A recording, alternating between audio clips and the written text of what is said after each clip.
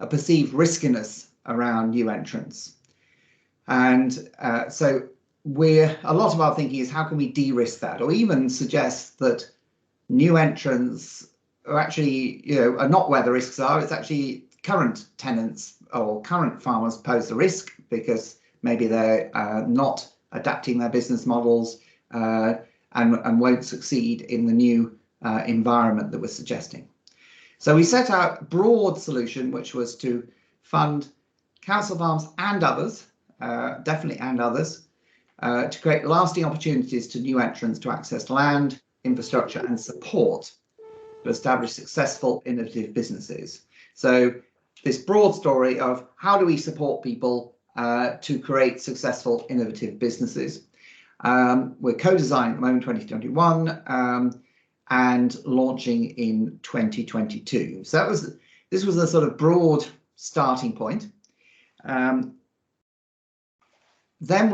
a key element was this co-design process. And we did a lot of work with stakeholders to identify a wide range of users. These were potential recent and would-be new entrants. Also, crucially, people who are already providing support services for new entrants. A key point, and I think it was a point made this morning, was we don't want to reinvent the wheel. And obviously, there are a lot of people out there with a lot of experience and knowledge, what works, what doesn't work, and so on. And then, of course, council farms being key in that, a long traditional role of supporting new entrants, but also hoping we can involve private institutional landowners in this mission, if you like.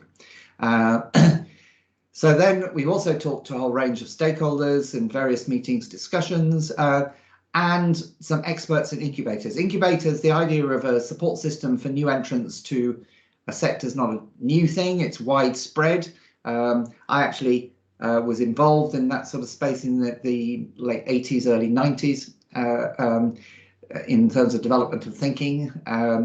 And so we talked to Bayes and Nestor about the latest thinking, and later there was an extensive report evaluating incubators and what worked, and we drew on that. Then in terms of how, we've had various stakeholder meetings. We've had, with our steering group, this was a sort of diverse sample of different users. We've had a number of scoping workshops to try and identify what the issues, what we needed to look at, learn from their experience. We've also had what we call targeted meetings, because council farms are so crucial to understand their situation, what they can provide, how they provide their support, and also meeting institutional landowners, particularly large landowners, to seek to get them on board with providing opportunities to new entrants and also for progression. We've done surveys and follow-up interviews of the council farms and other support service providers to really understand how they do things, as far as possible, how much it costs, and so on. So we know what we're building on. And we have a whole range of weekly webinars, which hopefully many of you have attended, to share users' expertise. So it's key here is that we don't expect to have all the answers. We're not thinking of some sort of DEFRA delivered program at the end. We're looking much more at supporting and providing resources to those who know what they're doing. But also, of course, there's different understandings, different knowledge in different sets of people around the country, and we want people to share that, so people to learn from each other, and also to collaborate.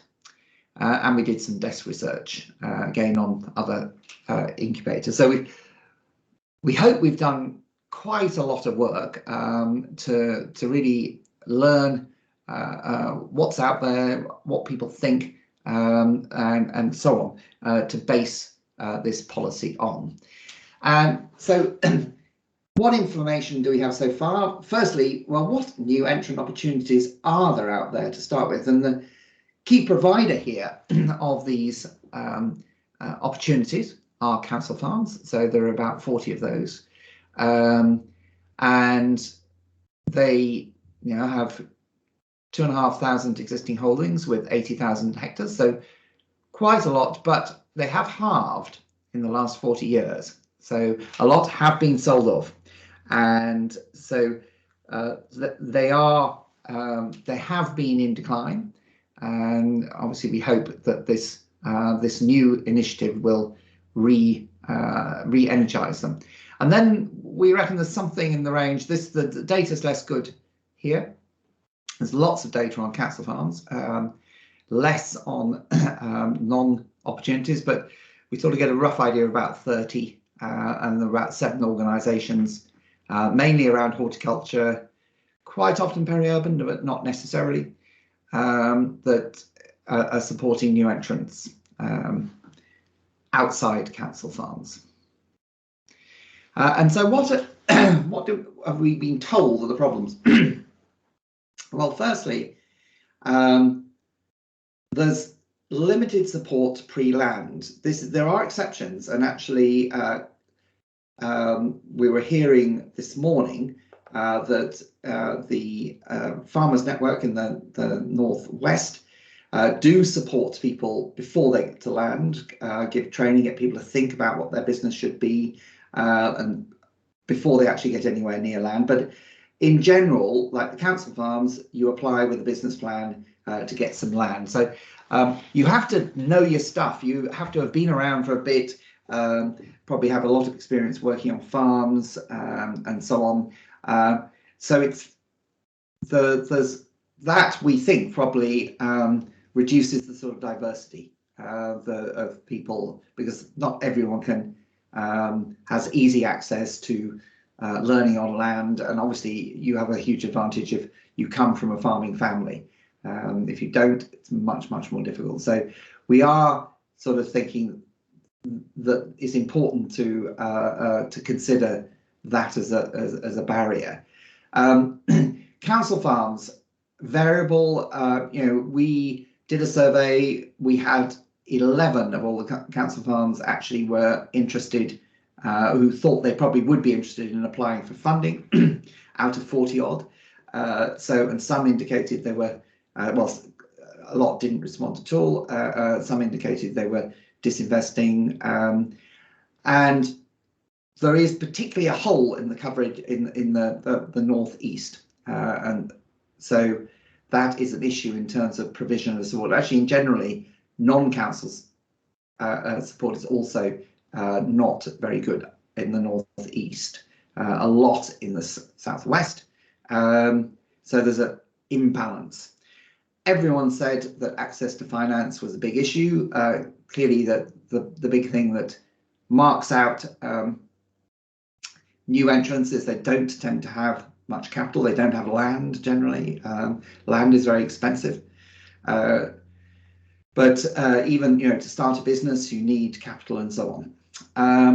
Then another thing people talked about was limited opportunities for progression, and the sense that maybe landowners were quite sceptical, were quite risk averse to taking on people who are relatively new in farming. Also, there's the issue of size, that the starter farms might be relatively small, and if you're going to progress to a bigger plot, it's quite a big jump, and compared to someone who's already got quite a big farm who's expanding. Last but not least, in different parts of the country, there are very variable, what we call here, ecosystems to support local value-added business models. I mean, the classic here is quite often a lack of local abattoirs to support selling meat direct, but also, we know that, for instance, Southwest, there are various organisations set up to support market chains from small growers to efficiently deliver around the Southwest, but that is very much more developed than anywhere else. So if you're thinking about different business models, you can well rely on systems that just don't exist or not that developed. So what we're learning in terms of emerging solutions that people are suggesting, some sort of pre-land support. Then in terms of some sort of business training network, legal advice people have suggested, particularly if new entrants are going to negotiate farm sharing agreements or tenancies and so on, and helping people to access finance. And that's, this morning we were talking a lot about a hub system that would provide this sort of support, and there were a lot more ideas, the sorts of things that people needed, you know, from inspiring speakers, spending some time on different businesses, getting sort of on the ground experience, experiential learning and so on. So that is a big pot. And also actually providing land matching, though actually I'm not sure we covered that this morning, but this is something that people have talked a bit about as a useful thing that a hub could provide. Also some sort of capital startup grants program, and we're having a workshop to discuss what that might involve after this event, but obviously we can discuss and have feedback and any of these issues. Then we've been, the suggestion was we really need private institutional landowners to get their commitment and recognition, including land professionals, that new entrants were, as you might say, part of the future, or at least, you know, in this changing environment, actually, in terms of hedging risks for landowners, they needed new, fresh business models, different ways of doing things. But how do we get people on board? There was a suggestion that there's quite a lot of conservative or risk-averse thinking, but different perspectives on risk that needed to be changed. And then there was discussion of trying that hubs could collaborate with local actors to support agri-food ecosystem development. So again, in the Southwest, we saw collaborative cooperative ventures to support the development of supply chains, which obviously hubs could work with, and these could also potentially develop elsewhere. Not that we're saying that this program itself would do that, but this was an important element of what maybe hubs, incubator hubs, might do. The big issues that we're still sort of grappling with, firstly, you know, what is a reasonable target? What is a reasonable possible target for creating for new entrant creation over what period? Obviously, there's huge uncertainty moving forward as to how many opportunities there might be. People suggest that there are going to be quite a few. You don't want to create too many new entrants with nowhere to go, and a key element of this is talking to landowners as well, and have it in some way to maybe support progression and build an understanding of the benefits of new entrants. So it's all very well, you know, if we could create a lot of new entrants, but if the big landowners are just letting out their land to their current tenants and just supporting expansion and bigger farms, we've left new entrants on the side with nowhere to go, if you see what I mean. So there's quite a tricky question of what is a reasonable level of ambition, and what does that mean for you know, available land, available opportunities. Another challenging issue that we're also trying to think further about is how to ensure diverse new entrant recruitment, and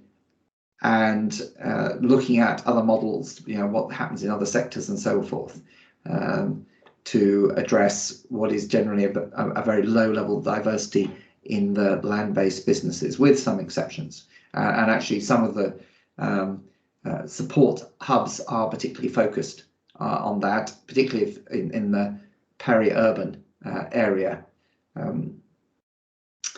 So key milestones.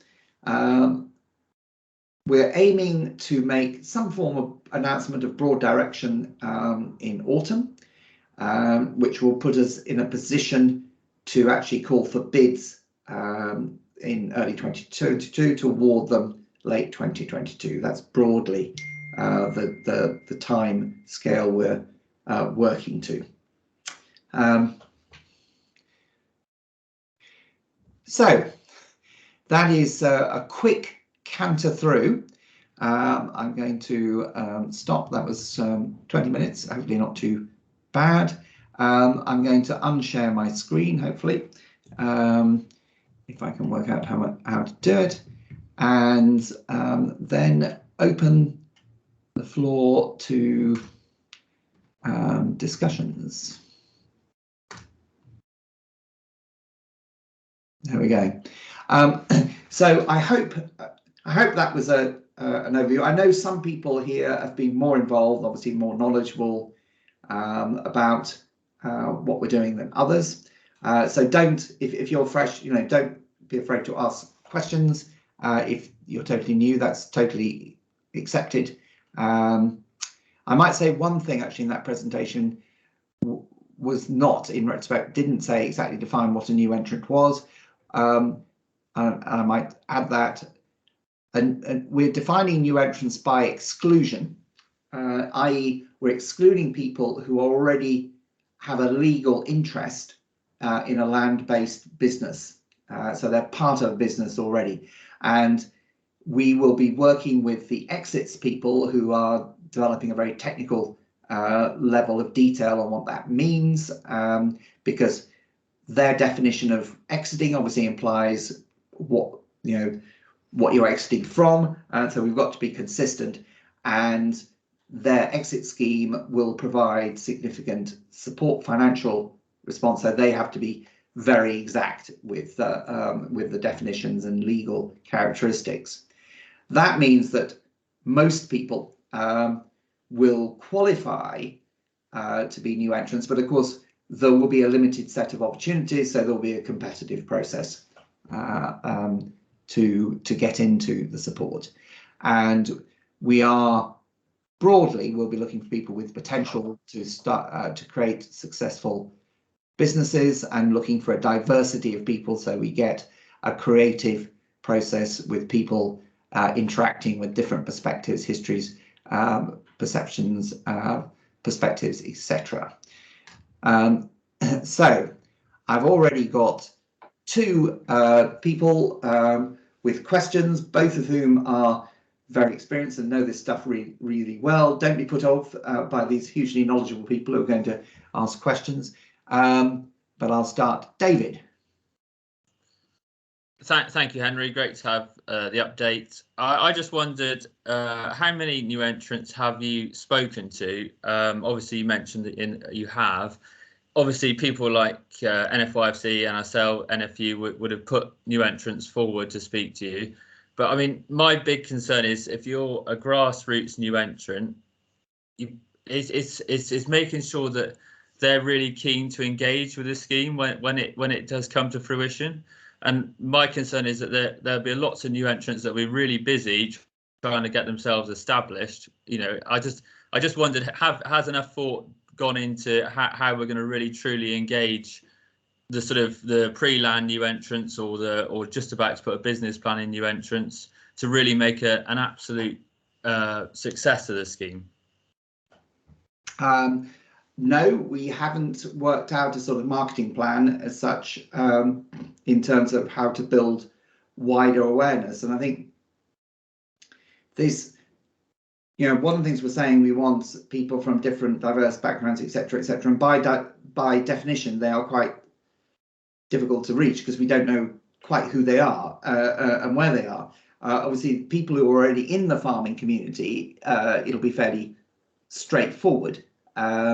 And people will be able to judge whether the offer is worthwhile or not. But yes, I think reaching out to a wider set of people is going to be challenging, and we haven't yet thought through exactly how we will do that. Do you, sorry, just to jump back, do you feel like you've spoken to enough new entrants? Obviously, like I said, found people that have just started out, that, like I said, that we can all nominate people who are probably singing to the choir, if you know what I mean, who are really, really engaged. It's trying to make sure you've had, a chance to speak to a diverse range of new entrants, if that makes any sense. Do you feel that you've had good cover in that respect? Have you spoken to sort of 20 for, I don't know, just ballpark figures if you know them? I don't think we haven't spoken to a huge number. We've spoken to more people who are working with new entrants, who I suppose, are experienced in what support is working, who actually themselves work with lots of new entrants.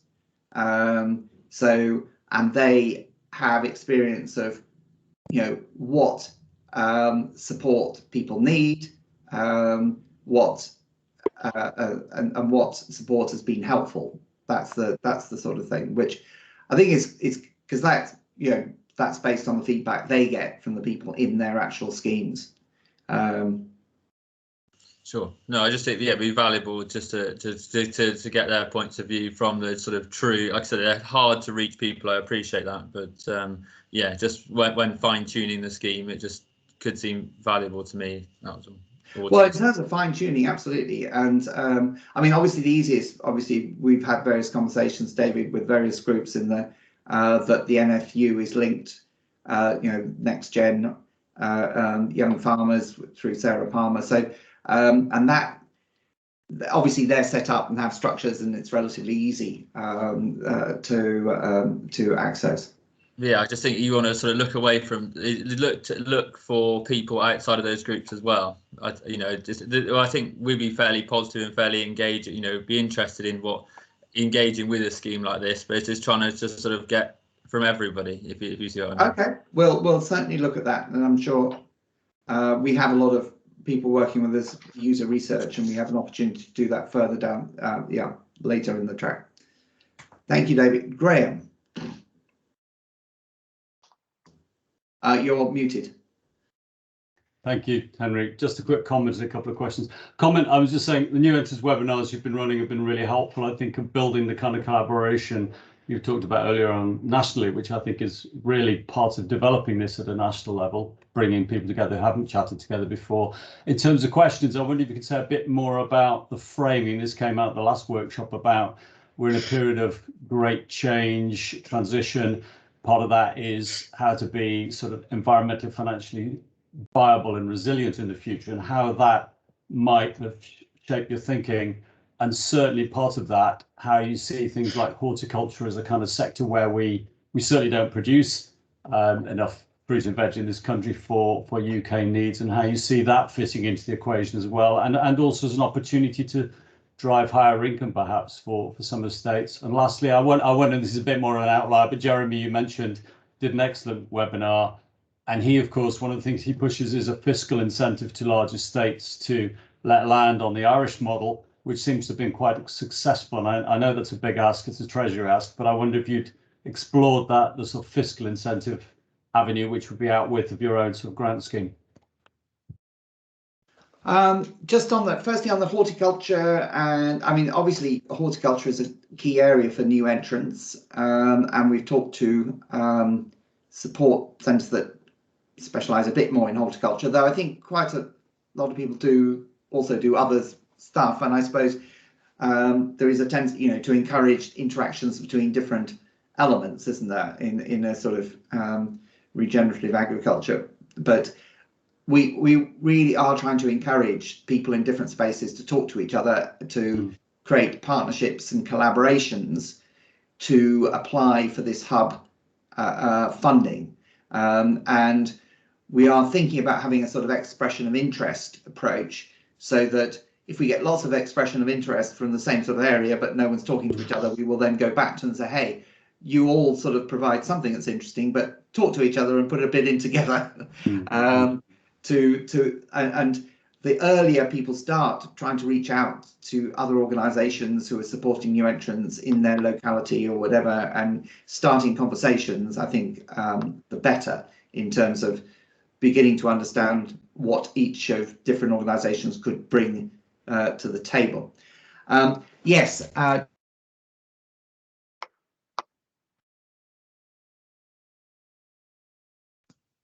Sorry, it seems Henry's frozen. Hopefully we'll get him back in a few moments. Can we ask Fiona Fawcett to state her question? Yeah, come in, Fiona. Thank you. Can everybody hear me? In terms of that, we have. Oh, Henry, we lost you. Henry, we lost you there for about 30 seconds. So you might need to just recap. You froze. Okay, at what point did I freeze? That's a good question. What did Henry say? From the beginning. You just finished talking about local collaboration and expressions of interest, Henry. Ah, yes. And bringing people together Oh, locally. yeah. So we were going for expressions of interest to encourage people to collaborate so that we could go back and see who's expressing interest in different areas and encourage them to work together. And I also try and encourage people now to start conversations, reach out, find people in your region who are who work with new entrants, who have land or whatever, to start building those relationships, because obviously successful hubs need good relationships, good collaborations. Then I went on to the Jeremy Moody and the Irish model, and suggesting I wasn't quite sure where the policy was, but I know that sort of proposal that Jeremy has put is well known, as being discussed. I remember looking at it a couple of years ago or so, and I think one of the key things is that we're not like Ireland in terms of we do have quite an extensive rented tenanted sector, whereas Ireland, before they had their incentives, did not. So they had a lot further to travel, if you see what I mean. But that's by the by. And I know landowners have suggested they would look for incentives. I am sort of suggesting to landowners that actually they need new entrants. That in the current, they need people to hedge their risks in a changing climate, that actually they need new businesses, new entrants, and maybe they should be paying us for them. But they shouldn't. I don't. Sometimes new entrants are sort of portrayed as charity cases. Out of the goodness of their hearts, landowners should take them on. We're looking to de-risk them, but also we think that they actually should be seen by landowners as an opportunity, not a charity case. Fiona. Hello, Henry, everybody. Can you hear me now? Yes, Fiona, you're clear as a bell. Thank you. I'm coming from the Highlands of Scotland. Forgive me if it's a bit, the connection's a bit dodgy, but listen, I'll keep this very brief. I am actually one of your rare new entrants to farming. I come from a diverse background. I am actually a doctor, and I am a combined breast cancer specialist and GP. I am currently studying a degree in agriculture at the SAC in Ayr, with a view to buying a small farm up to 100 acres in the northeast of England. I am also in the role of a land entrepreneur, so I am quite a rare breed, and I do fit some of David's criteria in terms of being a person who might be able to talk to you privately, Henry, or one of your staff, about the problems I'm encountering. I'm pretty close to giving up, because what's happening, and I'm sure the experienced group on this call today will be aware, land prices are rocketing. I've just put a bid in on a farm, and I was phoned by the agent the morning after I put a bid in, saying pension company had come along and bid 35% over the asking price. I do have the support of Bank of Scotland Private Banking. There's a lot of capital behind me, but even I am struggling to buy something. So financing new entrants is a major problem. I'm not buying the farm for myself, although it is my dream to do this. I'm buying it so that I can actually have, with the sole purpose of having new entrants on the farm, to train them in a training program like doctors have. And going back to your very important point, Henry, in terms of how many new entrants is enough for the nation, in terms of medicine, what we do, there is a workforce planning organisation that works with government and the Department of Health, and they say, this is how many GPs we need, how many cardiologists, and they train. And the bottleneck comes right at the beginning. After you are a junior doctor, they are then given what they call a number. And once you've got your number, if you keep your nose clean and pass your exams, you become a consultant or a specialist in that, your chosen speciality. In farming, if you're concerned about matching numbers, and as much as you don't want an excess of new entrants coming in with nowhere to go, you could possibly consider a matching scheme like they do in medicine. It's just an example of using my different skills, like David was saying, to say to you, I'm coming from an outside profession. These are the things that we do in the medical world to improve our workforce planning. If there's anything I can feed back to you privately, Henry, I will, because I know there's a lot of people who want to put comments in on this call, but I am really right down at the bottom of the level of expertise of this group. But if there's anything I can share with you about what's happening to me as an individual, I'm happy to do so. Well, that's a very welcome offer, and thank you very much. And yes, another conversation would be really interesting. I might say that at the moment, buying land is not within the scope of the scheme, or we're not thinking about that. That we're sort of assuming that people will become tenants or of some sort, or share farming, or have some sort of agreement. On the land matching, that is something that we've had presentations on and so on, and is of great interest, because, of course, unlike hospitals, actually my daughter's a junior doctor. I've learned a bit about this. You don't have roles that you have to fill. Farms can be any sort of size, and you never know. What Jeremy Moody says is that he's always astounded as how many, how tight farmers can sort of pull in their belts. That there's always one more sort of job to pull in, and that people are very unwilling to retire. Farmers go on and on and on. And I think what's really interesting about land matching is that it offers a potential sort of I was going to say dignified exit, but then that sort of smacks slightly of dignitas. But that people can keep a connection and see their future, and have a relationship, an ongoing relationship with their farm and so forth, while also sort of handing it on and slowly letting go. But that is a tricky. I mean, we were told that's all about relationships and finding the right people who will actually work together and so on. It's quite a big deal. But I think that's definitely on our agenda. But yeah, I'd be interested to learn more about your specific experience, if it and how it might link up. Thank you, Simon. Thank you, Henry. Interesting. I wanted to sort of unpick slightly your challenge around ensuring diversity with new entrants, if that's okay. Yeah. In particular, I suppose the question around. I mean, I live on the edge of the Cotswolds, and what I notice when I'm riding my bike around the Cotswolds is the money that comes out of the city.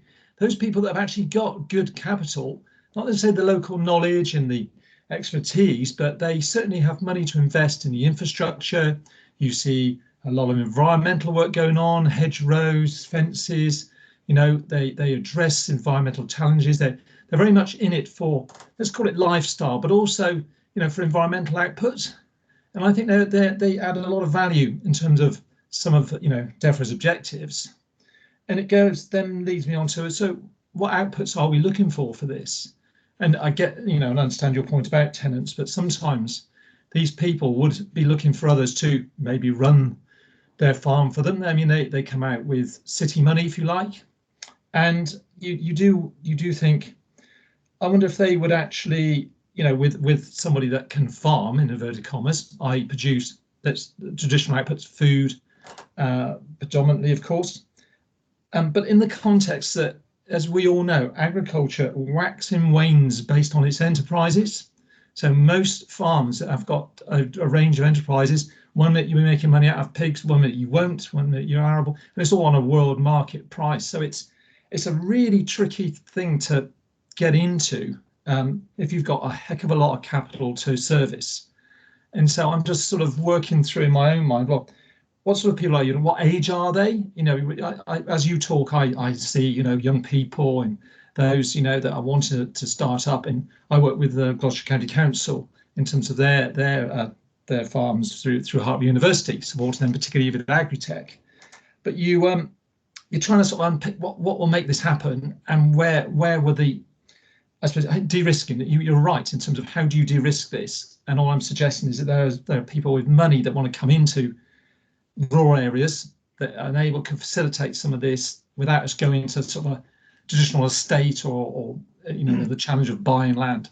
So sorry, a bit of a download, but I'm just trying to sort of unpick that to where we might sort of start to target, particularly as you say, the marketing side to increase that diversity and the opportunities that we could offer through the scheme.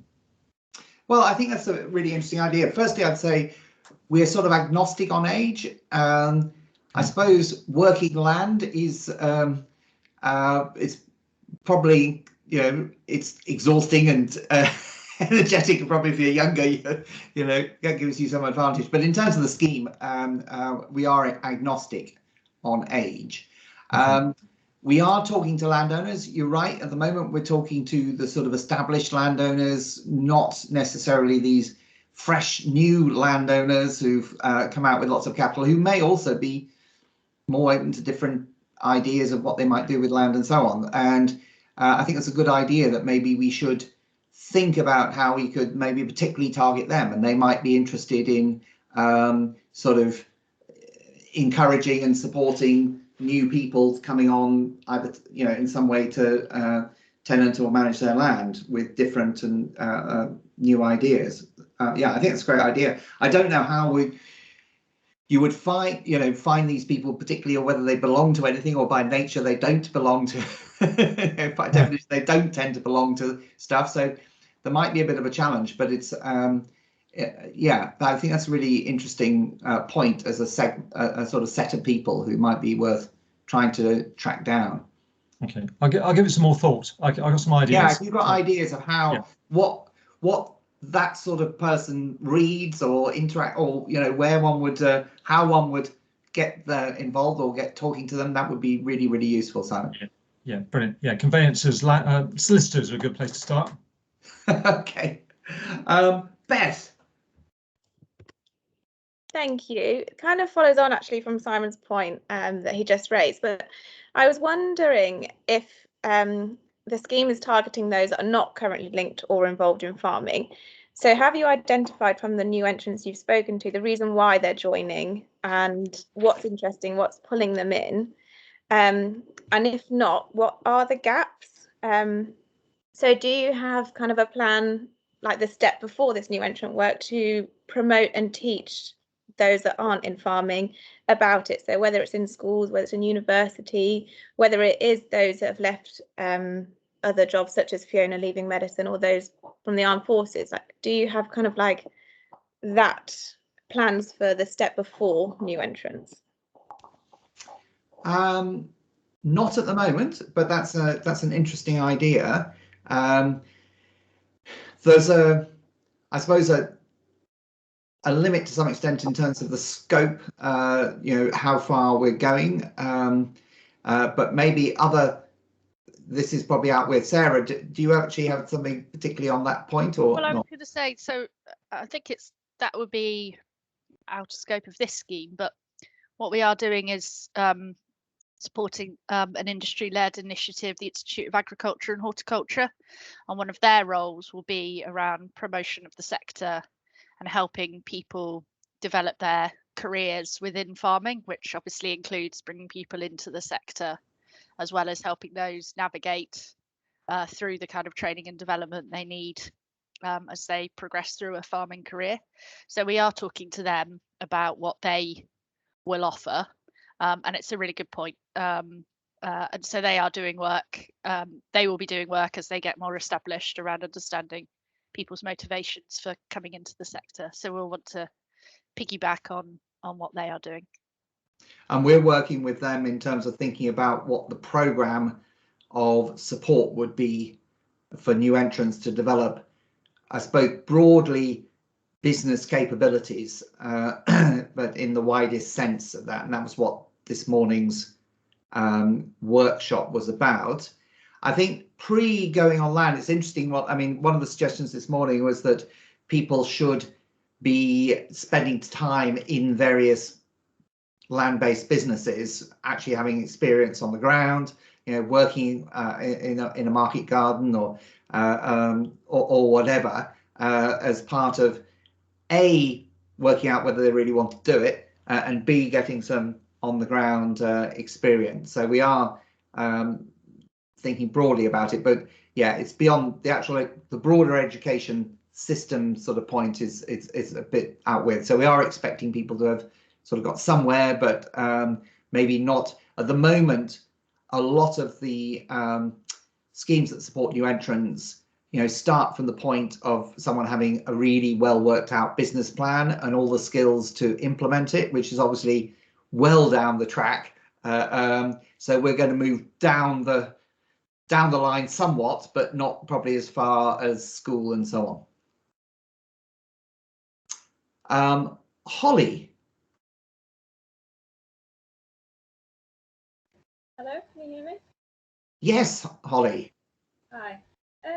Yeah, so it's just going back to the county council farms, really. Just a quick question about that. So recently one of our clients put into an application on a 80-acre county council farm with a 15-year farm business tenancy. And with our help, we put together a detailed business plan, cash flow, budgets, etc. She has lifetime of experience in farming, has all of her own machinery, livestock, works part-time remotely, and is currently undergoing training to do sheep AI. Her application was one of 60 and deemed very good, strong application, with a rental bid of £280 per acre, which were advised was the market rent for the county council holdings in that area by the county council. However, she wasn't interviewed, and the suspicion was that the local person was already in line for the tenancy, and that the county council were just going through a process. There was no BPS, had to do a carbon audit on entry. Farmhouse needed at least 10,000 spending to modernise, and installing ground solar heating to remain the low carbon footprint. What do you suggest new entrants do when faced with these challenges? Sorry, what was that last? What was your question? What do you suggest that new entrants do when faced with these challenges?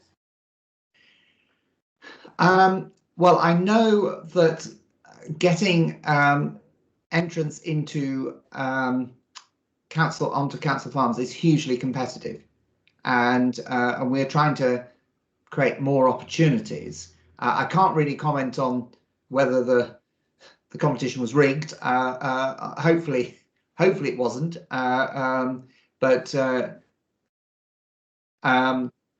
yes, there is at the moment, to get a council farm is, you need a huge, you need the capital, you need the training, you need to do a business plan. It is hugely competitive. So we are trying to provide more support to make that easier for a greater range of people. That's effectively what we're trying to do. What support are you offering? Well, that's what we're developing. What we're thinking of is these hubs, incubator hubs, which would provide a range of support from mentoring, business training, possibly land matching services, legal advice. There's all sorts. This morning at the workshop, we went into a lot of detail to get people to suggest exactly what was required, what were the sort of key elements, and we haven't yet analysed that. So we're at the stage where we broadly know what we want the support to deliver. We're getting more ideas of what sort of things might be in that support. Ultimately, we reckon that people will bid, groups will bid to provide the support services of a hub, and there'll be probably some sort of national levels support system as well, maybe for the TIA, the Institute for Agricultural Trade, which provides, for instance, access to national experts and particular training courses and so on. So all this is under development, but the idea is it becomes the sort of support that the people you were talking about would find useful.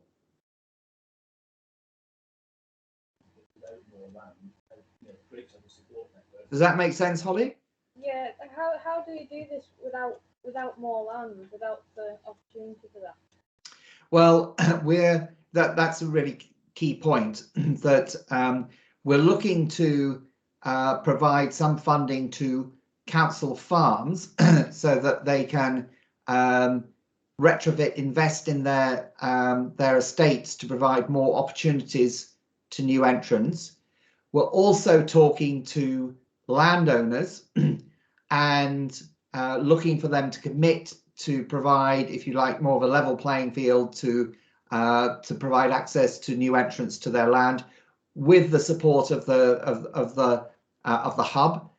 So at the moment, obviously the council farms have bits of land, etc. But there's a potential where there's a hub which is providing support, de-risking, etc. for the council farm land, but also a number of other landowners who have made created specific plots for new entrants as well. That is the sort of direction we're going in. Okay, thank you very much. Thanks very much, Holly. Great.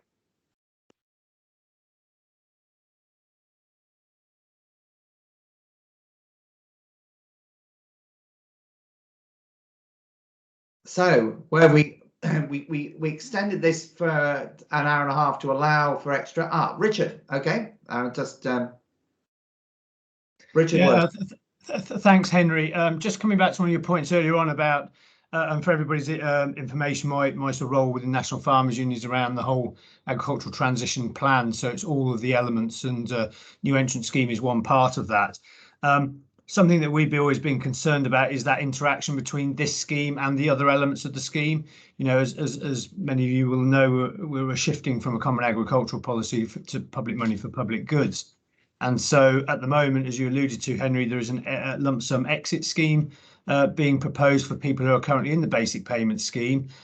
We continue to be concerned how that ties up with the new entrant scheme and vice versa, given that there is an opportunity here of people who are being encouraged perhaps to think about exiting the industry and giving up land, and how that ties in with the opportunities for new entrants to come in. So I think that is still something that needs to be bottomed out, and equally within that is the timelines between both elements. So the lump sum exit scheme timeline application period is the first half of 2022. The new entrant scheme isn't in that time frame, and so how do we square the circle here between these two elements, which would seem to be complementary bedfellows? Great, thank you for that question, Richard. Very useful. So firstly, in terms of the exact links between the two schemes, that is quite tricky. In that, I think some people, there have been some suggestions, that we should say to people exiting, you only get the support or exit payment if you ensure your land goes to a new entrant. That, I suppose, is the extreme sort of position you could take. That's quite tricky for a number of reasons. Firstly, if you're a tenant and exiting, you don't actually have control over who takes up the tenancy that you've exited, so you can't really assure anything. If you own the land and you're restricted then to who you could then sell the land to, well, new entrants probably not in a position to buy it anyway, but obviously it would significantly reduce the value of the land. So I think any of that really hard connection is probably not realistic. We've been exploring something softer, in that this idea, I think I mentioned earlier, that people have a very strong emotional attachment to their farms and their identity and what they've what they've been doing, what they've created, and so they may be interested in some sort of ongoing relationship with the person who takes it over, and that's where land matching comes in. However, the exit scheme is based on people exiting, and land matching generally involves some sort of shared farming or some sort of partnership or something being created, which maybe over time shifts so that the new person takes full ownership, maybe buys out the exiting farmer, whatever. But the exit scheme, that doesn't fit neatly with the exit scheme which is sort of based on a sort of more of a clean break. Though there is maybe the potential for the people exiting to be mentors, and so maybe there's some sort of connection there. But it is quite tricky. But we are sort of talking to the team who's on the exit to sort of keep a look on that. Now, Richard, what was the second thing that you asked about? Remind me, sorry. Yeah, so I suppose, yes, and just coming very quickly back on those points before I get to the second point.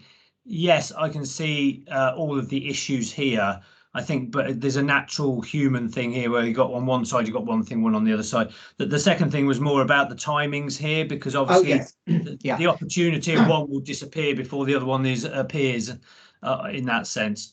Yeah, and what we are sort of thinking about, and actually this wasn't in the presentation because it's at an early stage, is thinking whether there was the potential for something that was like an accelerator scheme. These are quite common in other industries where you take people and you sort of accelerate them over a relatively short period to build their business skills, their communication skills, maybe their pitching skills and so forth.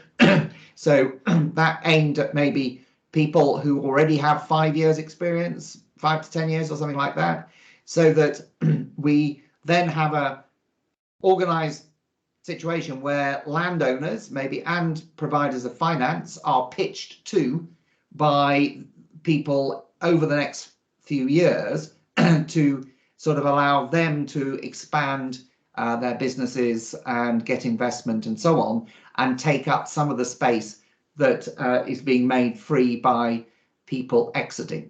So that is a sort of, at the moment, I would say, as an idea that we're exploring with landowners, also with council farms, because in a way, maybe some of the people who might want to do this are on council farms. What people say, one of the sort of feedback we've got is that quite often people on smaller farms, starter farms and so forth, because it's not actually economic to treat those like large farms in terms of commodity production. So they've tended to diversify and have other businesses, value-added businesses, maybe B&Bs and so forth on that land. And so that their businesses become more and more bound up with the particular land they have, so that they don't want to move somewhere else, because actually they'd lose some of their customers or infrastructure or what they've created and so on. So there may be a question of somewhere in between where actually they bid to expand their land holding, but also the relationship between the size of your land and the size of your business may not be a clear one-to-one relationship. But if you're value adding, it's what you're doing, the value, the investment and so forth, not maybe the quantity of land you have. But these are all things that are being explored. But I think there's a potential to, I think, Richard, you're absolutely right about this timing mismatch, because by the time we've got people through the new entrant sort of maybe a 5-year program or something, that's going to be relatively down the track. So doing something bridging, if you like, to try and match up people who are sort of younger coming through with a certain amount of business experience and people exiting, so that they have more of a chance of getting some of that land rather than just going to large incumbents who are already tenants. I think that is something we'd certainly like to explore. And if anyone else has any ideas or suggestions or feedback on that as an idea now or later or whatever, I'd be really interested to hear.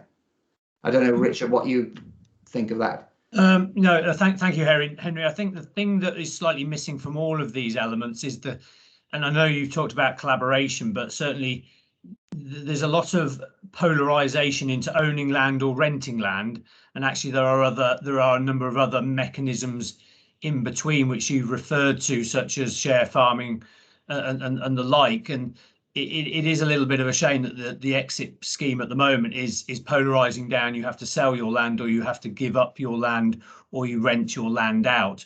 There isn't that sort of middle ground where you sort of, that the phrase of mentoring. In the exit scheme at the moment, it's not talking about selling any of your machinery, selling any of your livestock. Clearly, if you haven't got the land, you've got to do something with it.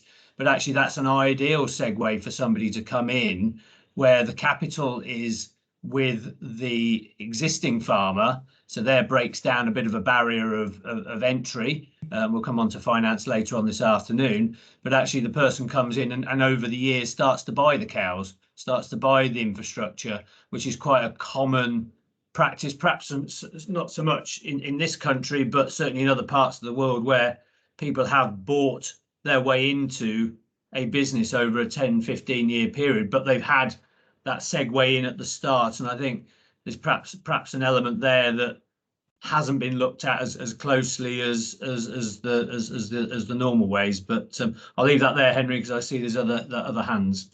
Yeah, no, you're absolutely right. And I think we need to rejoin. Obviously, when we last talked to the exit people, they were out to consultation and so on. So we will definitely have further conversations with them to explore the practicalities of more of a sort of transition model rather than this sort of cut and dried model. But yes, I can't really comment on, there's a lot of complex legalities and all sorts of things in there, which makes it less straightforward than one would hope, I think. Georgie. Hi everyone, thanks Henry. Yeah, I just wanted to come in on this sort of access to land point, just because it is one of the biggest issues that I myself as a new entrant and others are facing, as we've already identified. And I just think sort of focusing on tenants and share farming doesn't actually sort of break down the extreme sort of disproportionate power dynamic that we have, and the whole, if the government aren't in a position to be able to do this, then who is? We, as a part of this scheme, and DEFRA has access to a much larger amount of money than most other organisations do. And I think, as you pointed out earlier, there is the issue here that with the delinking and lump sum scheme, there are many complexities, and I appreciate that. But I also think that there is a way that this scheme can kind of come in to ensure that that land is more easily accessible to new entrants. Any land that is made available for the scheme should be directed through this scheme. And I know that we're saying there's a bit of a mismatch with timescales, but it seems to me that, yes, if the land is open to left open to sort of market prices, then, as you have rightly identified, of course new entrants won't be able to afford that land. Then is that not the exact point of what this scheme and what sort of new entrant support should be, is to kind of allow a sort of an equalisation of this power dynamic that we've got into, of where new entrants only have access to small plots of land on sort of really short tenancy agreements that aren't long enough to enable them to kind of create the sustainable and the diverse business models that we're looking for. So I just kind of really wanted to make that point, just to say that it seems to me that there needs to be a little bit more innovation in this scheme to allow that type of distribution, and to kind of speak to the ecological land cooperative model, as myself as a new entrant seeing that as quite a good model. For anyone that doesn't know, they kind of buy up plots of land and then parcel it off in smaller plots, apply for planning permission for housing and for agricultural sort of infrastructure, and then kind of rent that over to the new entrant for them to then be able to hopefully come and own that land at the end. That seems like a really innovative way of sort of linking new entrants with being able to have sort of ownership over the land, and also to expand that out to not just individual new entrants. I really want to make sure that we're talking to cooperatives, we're talking to community ownership as well, and that it's not just going to sort of one person. I just think that there's sort of big things that this scheme can be doing in terms of breaking down the access to land issue. And if this scheme isn't in a position to do it, then who is? Well, thank you, Georgie. And I know that you obviously made this point before this morning as well. And I think we have to date talked about facilitating access to land, and obviously the point made about the security and of access to land and so on. But yes, at the moment, I have to say, at the moment we don't have on the table the option, or we're not specifically looking at the option of buying land. I suppose at the moment we're trying to work out exactly how we can ensure that we've got enough funding to support new entrants and enough people who are going to make access to land available, and that is sort of where we're at the moment.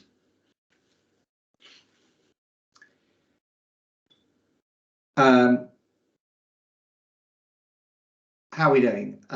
Any other people like to make a point, or that was Richard, that was really useful from you to open up some important issues. Stephen Ramsden.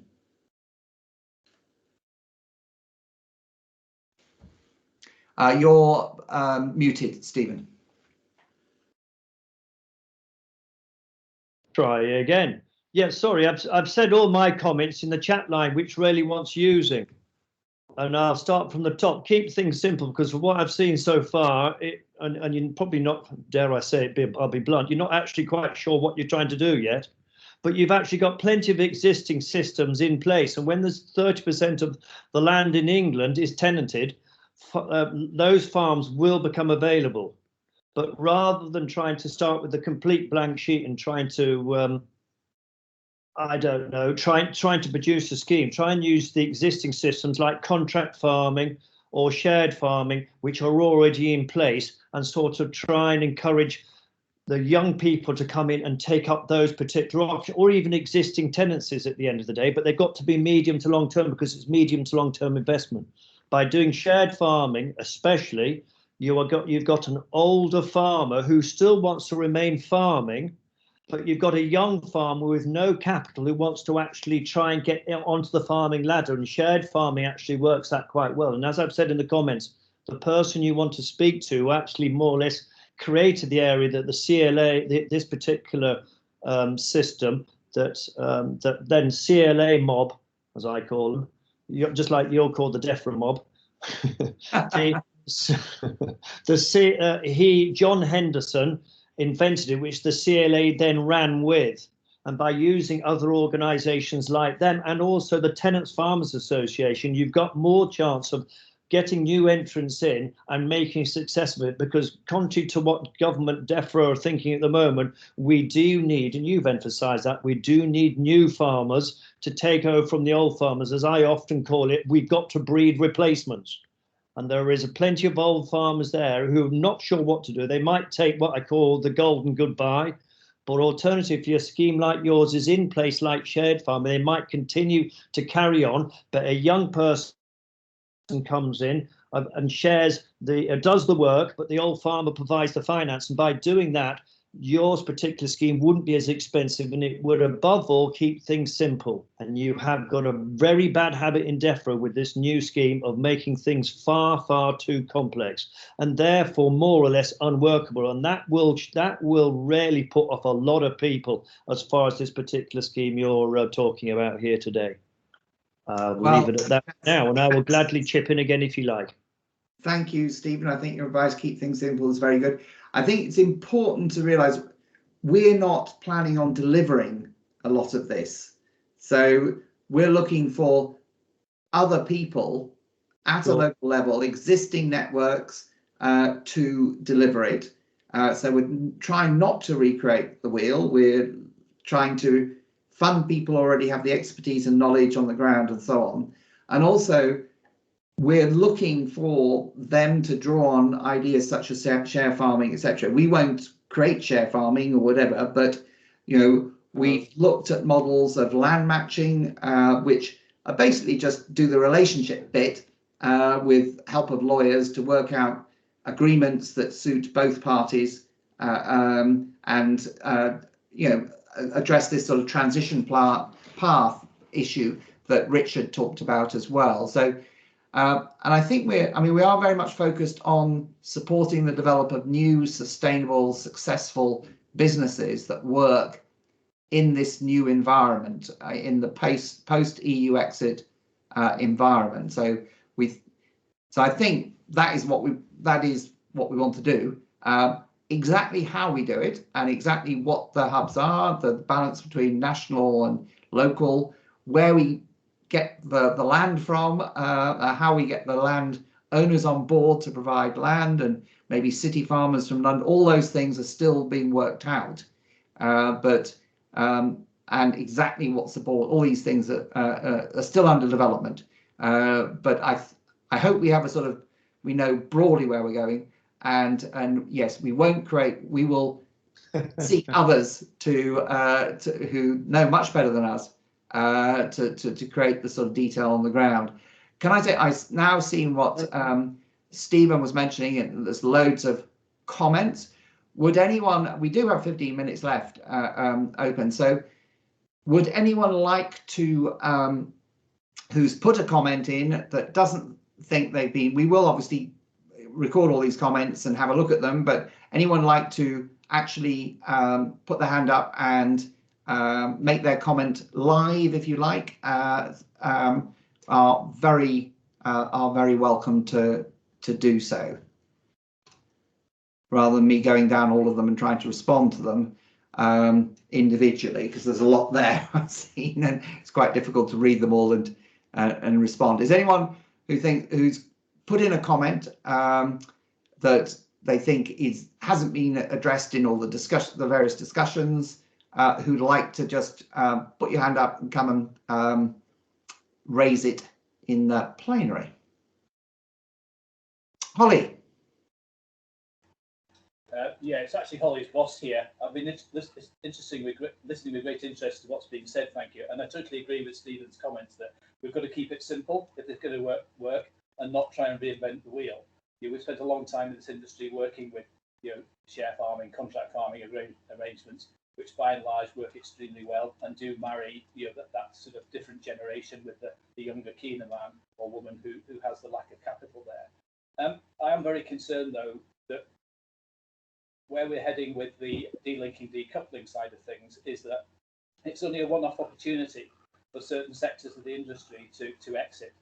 And what we need is a long-term strategy here. We're only going to have an opportunity maybe for 6 to 8 months next year to perhaps match up some of the retiring generation with the new generation coming in. But where's the vision for the next 10 years? I'm 62, 61 going 62. My generation is the active generation that's farming a lot of this land now. We need to bring in the 20 to 40-year-olds in and do it very quickly, because otherwise we're going to lose that generation from farming. Because by and large, I know because I taught at Newton Rig and Holly was a student there at mine, is actually we've lost a generation from farming, and actually the farming generation we're engaging with now are the ones whose grandparents are still farming or had farmed. And we need to find a way of bridging that gap to bring in that sort of middle range, so that then we fill the gap and then we bring in the next generation, in another few years' time. Thank you, Holly's boss.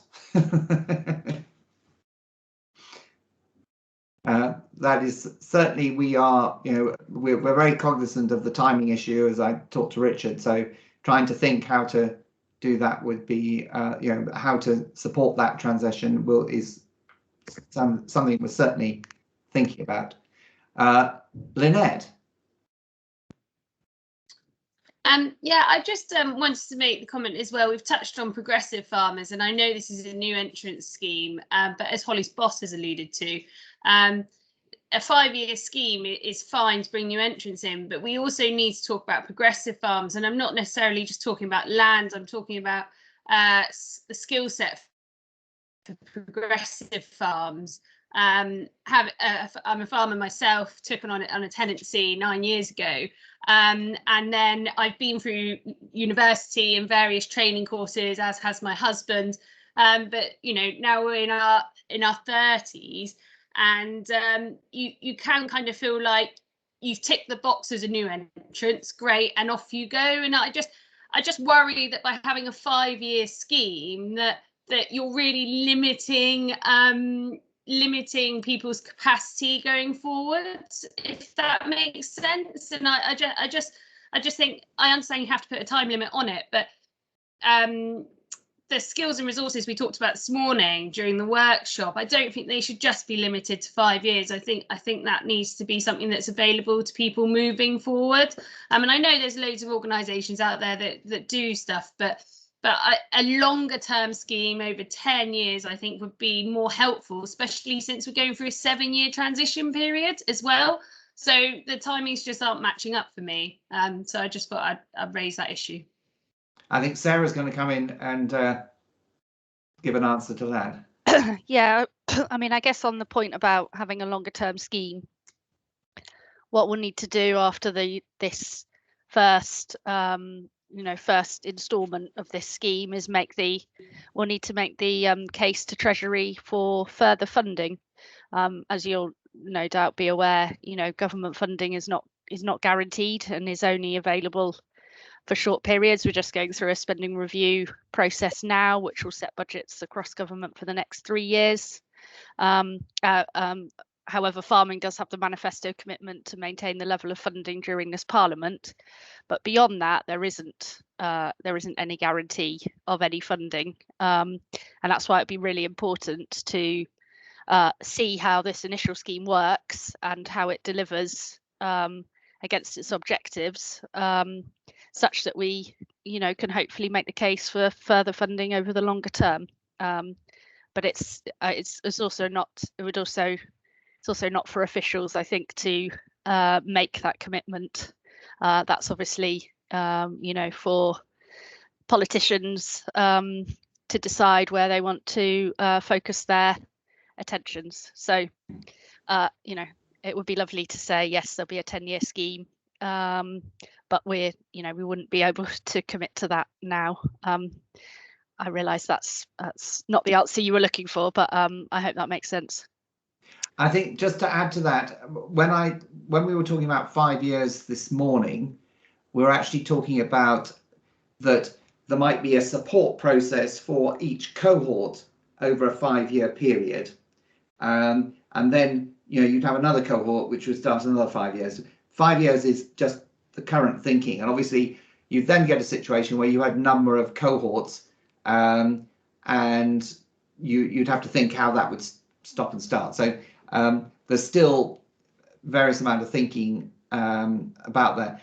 Obviously, there's also the Institute for Agriculture and Horticulture that's creating the sort of broader progression, career development, professional development sort of framework that we would fit almost under for the early years, if you like. But the sort of framework for developing skills, etc., goes well beyond that. It just wouldn't necessarily be within the sort of new entrants support scheme per se. So there's, just to add those different things.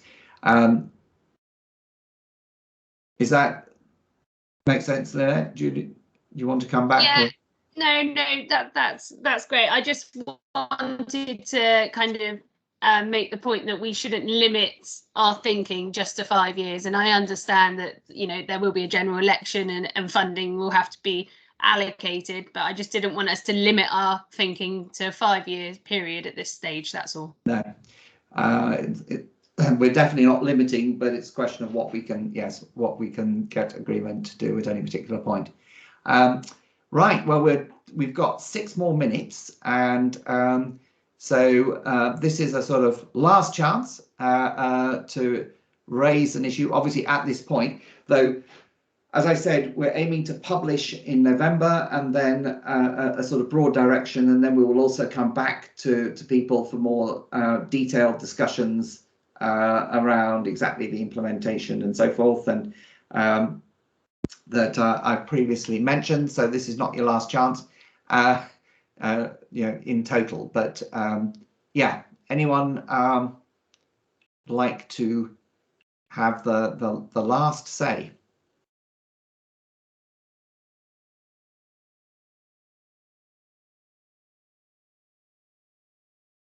Good luck. Thanks, Stephen. That's not a bad final statement, I think. That we are. I mean, we are in very exciting times, or very interesting times, as the Chinese say, and so it is going to be fascinating to see how things play out. But we hope to set up structures that will help us sort of ride this new situation and create a successful, sustainable land-based sector. Henry, just briefly, just thanks to you for opening up this process and letting us know what's going on. I appreciate that. It's really useful. Agreed. Well, yeah, it's a pleasure. It's been really useful to have your thoughts. We need to put ourselves out and see if we can, to test and hear what people have to say. And we've had some I think the city farmers trying to get some of the people who've moved out of the city as potential landowners. And I think David's point that, yes, we should go and try and reach out to more new entrants, which we'll certainly do, and try and think further about the links between the exits, the entry and exits things, as far as that's possible. They've been my 3 big points that hope we can do further work on, apart from working through a lot of the detail, because obviously a lot of this is still fairly high level. So thank you very much, everyone, and thank you very much for your time and input and questions. And it's been a really useful session. And Simon, if you've got further ideas on targeting ex-city, I'll look forward to hearing them. Loads, Henry. I'll be in touch. Brilliant. Otherwise, at 2 o'clock today, sorry, at 3 o'clock this afternoon, we've got a workshop looking at financial support. Hopefully you all will have received invitations. If you haven't, drop me an email, just reply to the invite for today, and I'll give you I'll forward the invite for the 3 o'clock session, and hope to see many of you there for further stimulating conversations and lots more interesting, useful ideas. Thank you very much, everyone. Look forward to seeing you later. Cheers then. Bye. Thank you. Thank you.